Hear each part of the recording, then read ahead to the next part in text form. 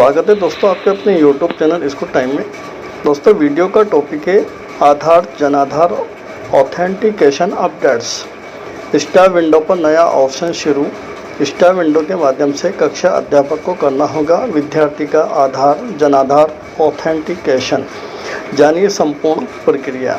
जी हाँ दोस्तों, जैसे कि शाला दर्पण पोर्टल के माध्यम से प्रत्येक स्टूडेंट का आधार और जनाधार का ऑथेंटिकेशन अपडेट्स हमें करना है।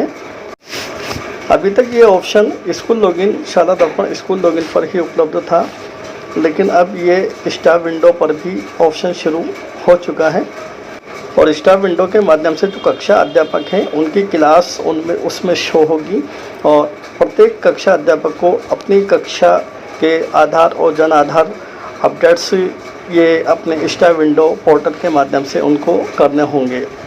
स्टार विंडो के माध्यम से प्रोसेस क्या होगी, इसकी संपूर्ण जानकारी हम इस वीडियो के माध्यम से प्राप्त करने वाले हैं। आपसे रिक्वेस्ट वीडियो के अंत तक बने रहें और अभी तक अगर आपने चैनल को सब्सक्राइब नहीं किया है तो प्लीज़ हमारे चैनल को सब्सक्राइब करें और बेल आइकन को प्रेस कर लें ताकि हर नोटिफिकेशन आपको समय पर उपलब्ध हो सके। किसी भी ब्राउज़र पर आप शाला दर्पण टाइप करें और जो सर्च करेंगे आपको जो फर्स्ट ऑप्शन नज़र आता है उसी पर आप क्लिक करें। ये शाला दर्पण पोर्टल आपके सामने ओपन हो। स्टाफ विंडो पर आपको क्लिक करना होगा। यहाँ लॉगिन का ऑप्शन आपके सामने ओपन होगा। आप डायरेक्टली स्टाफ विंडो सर्च भी कर सकते हैं। यहाँ स्टाफ लॉगिन पर आपको क्लिक करना है। जब आप स्टाफ लॉगिन पर आप क्लिक करेंगे, यहाँ आपसे यूज़र नेम मांगा जाएगा, पासवर्ड और कैप्चा इंसर्ट आपको करना होगा। यूज़र नेम आपकी स्टाफनिक आईडी होगी, इसी को आपको इंसर्ट करना है, पासवर्ड और कैप्चा। उसके बाद में लॉगिन कर लेना है। जब आप इस पर लॉगिन करते हैं तो आपका होम पेज ओपन होता है। होम पेज के यहाँ पर आप देखें साइड के अंदर 3 लाइनें आपको ऊपर नज़र आती हैं, इस पर आपको क्लिक करना है। जब आप इस पर क्लिक करते हैं तो आपके सामने ये बहुत सारे ऑप्शंस खुलते हैं।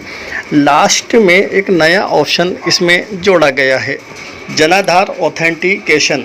इसी पर आपको क्लिक करना होगा।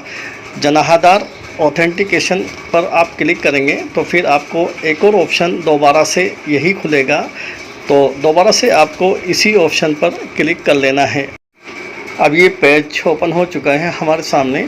सिंगल जनाधार एंड जनाधार ऑथेंटिकेशन प्रोग्राम और कुछ नोट्स यहाँ पर लिखे हुए हैं। अगर बच्चे का नाम और जेंडर डेट ऑफ बर्थ हमें सही करना है तो आप परपट 5 और परपट 9 का हमें प्रयोग करना होगा। और जनाधार और आधार यहाँ पर जो हमने फीड किए हुए हैं स्टूडेंट्स के, वो यहाँ पर एडिटेबल हैं, आप उसको एडिट भी कर सकते हैं। नीचे ऑप्शन है गेट क्लास वाइज डाटा। इस पर हम क्लिक करके अपनी क्लास का, जिस क्लास के हम क्लास टीचर हैं उस क्लास का डाटा प्राप्त कर सकते हैं। स्टूडेंट्स की पूरी डिटेल्स हमारे सामने उपलब्ध हो जाएगी। तो इस पर हम क्लिक करते हैं तो अब यहाँ पर आप स्क्रॉल करते हुए नीचे चलेंगे तो सीरियल नंबर हमारी क्लास है, उसके बाद टोटल स्टूडेंट्स हमारी क्लास में कितने हैं और आधार कितने एंटर्ड हम कर चुके हैं और जनाधार कितने हम एंटर कर चुके हैं उसकी यहाँ पर संख्या होती है। जनाधार ऑथेंटिकेट कितने हो चुके हैं और जनाधार ऑथेंटिकेशन हमारे कितने शेष बचे हैं, रिमेनिंग हैं, सभी संख्या वाइज डाटा यहाँ पर उपलब्ध है। हमें क्लास जो हमारी क्लास है उस क्लास पर हमें क्लिक करना होगा। मैंने यहाँ पर क्लास 6A का ओपन किया हुआ है, तो मैं इसी के माध्यम से अपने स्टूडेंट्स की डिटेल प्राप्त करने के लिए इसी पर क्लिक करता हूँ। तो नीचे की तरफ आप देखते चले जाएं, data of students class 6A section 1। ये आपकी क्लास का डाटा यहाँ पर ओपन होगा और टोटल स्टूडेंट्स शो होंगे। ऑथेंटिकेशन रिमेनिंग भी संख्या यहाँ पर दी हुई है। इसी के ऊपर आप देखें ब्लू कलर के अंदर यहाँ पर लिखा हुआ है गेट जनाधार डिटेल हम प्राप्त कर सकते हैं बच्चे की। ये अगर हमें जनाधार डिटेल मालूम नहीं है तो यहाँ पर हमें आधार संख्या या जनाधार संख्या या भामाशाह आईडी लिखने के बाद में गेट जनाधार डाटा हम प्राप्त कर सकते हैं।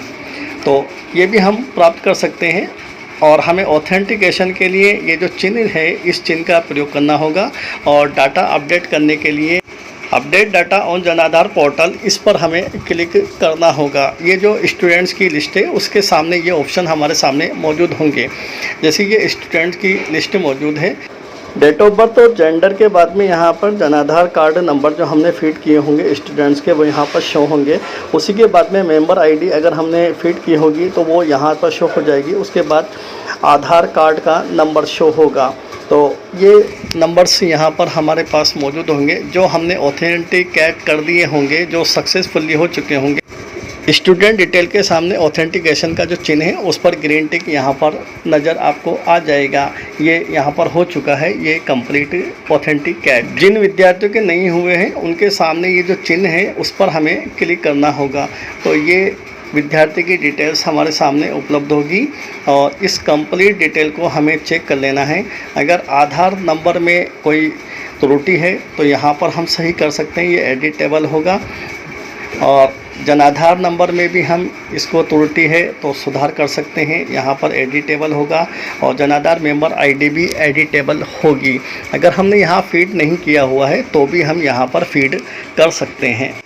नीचे ग्रीन टैब में जन आधार ऑथेंटिकेशन पर यहाँ पर हमें क्लिक करना होगा और जन आधार ऑथेंटिकेशन हेतु यहाँ पर हमें क्लिक करना होगा। अगर हम यहाँ पर क्लिक करते हैं, बाय द वे अगर हमारे कोई स्टूडेंट्स की डिटेल्स में करेक्शन की आवश्यकता है तो ये यहाँ पर एरर हमारे सामने शो होते हैं। स्टूडेंट्स की डिटेल से लेकर के जो समस्या है उसी के समाधान हेतु ये पोर्टल शुरू किया गया है। यहाँ हमें इसकी त्रुटि को दूर करने के लिए जो स्टूडेंट्स के सामने ऑप्शन दिया हुआ है, अपडेट जनाधार ऑन जनाधार पोर्टल। जनाधार पोर्टल के माध्यम से जनाधार डाटे को अपडेट करवाने के लिए यहाँ हमें फॉर्म को जनरेट करना होगा और फॉर्म जनरेट करने के लिए इसी ऑप्शन पे क्लिक करना होगा। तो ये स्टूडेंट्स का एक फॉर्म हमारे सामने उपलब्ध होता है जिसमें स्टूडेंट्स की डिटेल होती है।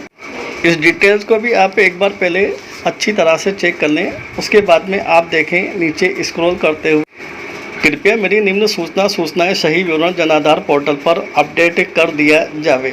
यहाँ पर हमें टिक बॉक्स है, इस पे हमें सेलेक्ट करना होगा। ये जो नाम है, अगर जनाधार में हमारा नाम का कोई त्रुटि है तो वो यहाँ से हमारा जो पोर्टल पे नाम है शरदपा पोर्टल पे वो यहाँ पर प्रदर्शित होगा। इसी तरीके से हमारी डेट ऑफ बर्थ से रिलेटेड कोई समस्या है तो डेट ऑफ बर्थ यहाँ पर सही टिक करने के बाद में यहाँ प्रदर्शित हो जाएगी। और इसी तरीके से जेंडर पे भी हम टिक करेंगे तो यहाँ जेंडर हमारा प्रदर्शित हो जाएगा। ये तीनों चीज़ें प्रदर्शित हो जाएगी। ध्यान रहे, ये सिर्फ 3 चीज़ें ही यहाँ से अपडेट हो पाएंगी। बाकी चीज़ के लिए आपको ई मित्र पर या कियोस्क पर आपको जाना ही होगा।